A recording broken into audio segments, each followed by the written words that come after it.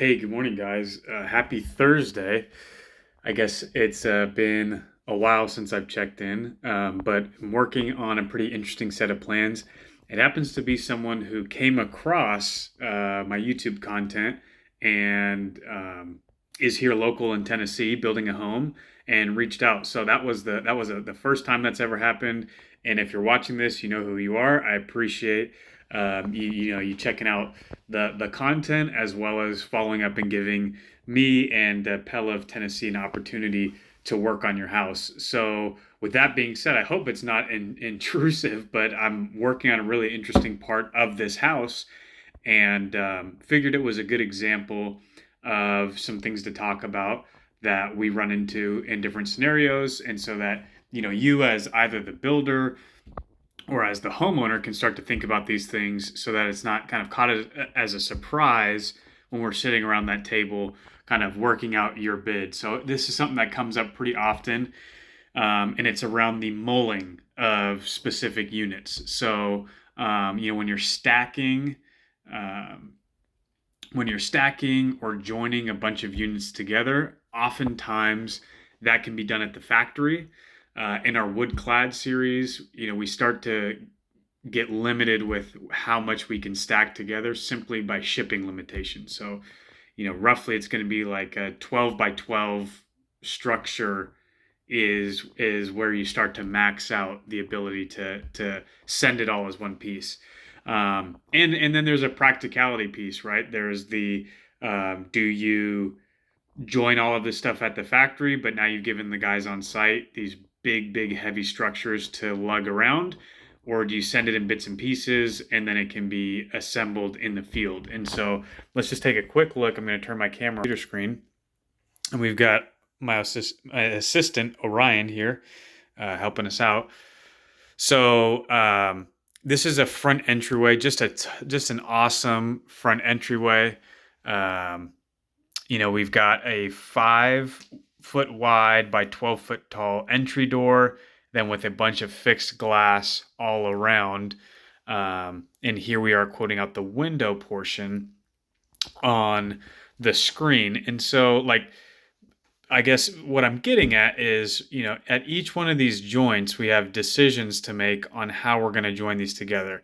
And it ends up being, it's kind of relatively simple, and it's kind of what is the look that you're going for. So the most narrow that we can go is if we go frame to frame, and what's called like a tight mull is our verbiage for that. So it's like, you're going frame to frame and you're joining the frames together. And there's times that you can do that, but there's certain limitations. So when you start to get to these big sizes, there are going to be limitations.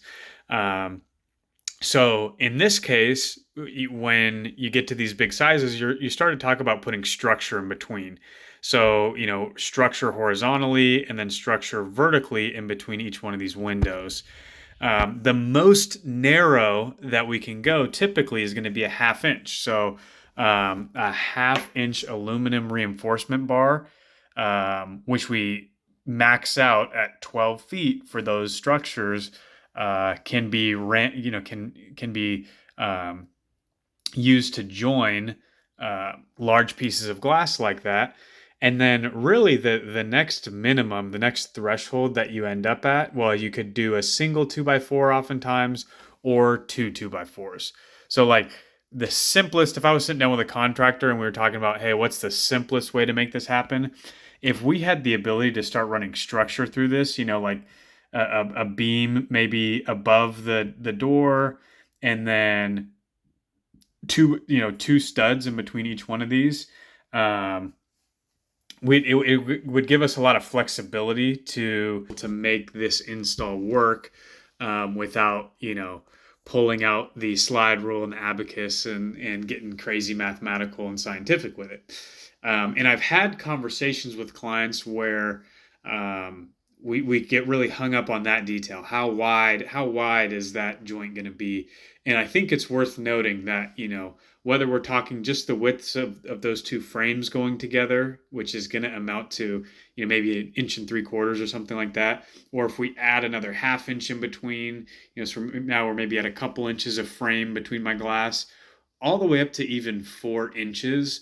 I've had moments where the difference between a half inch and 4 inches in between, was a big conversation.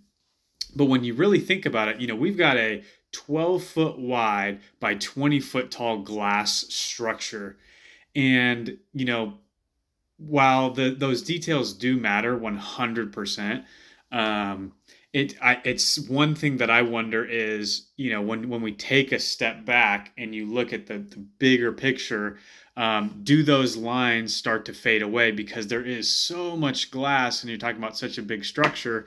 Are you really going to, I guess, is it really going to catch your attention, or influence your reaction to a structure like this?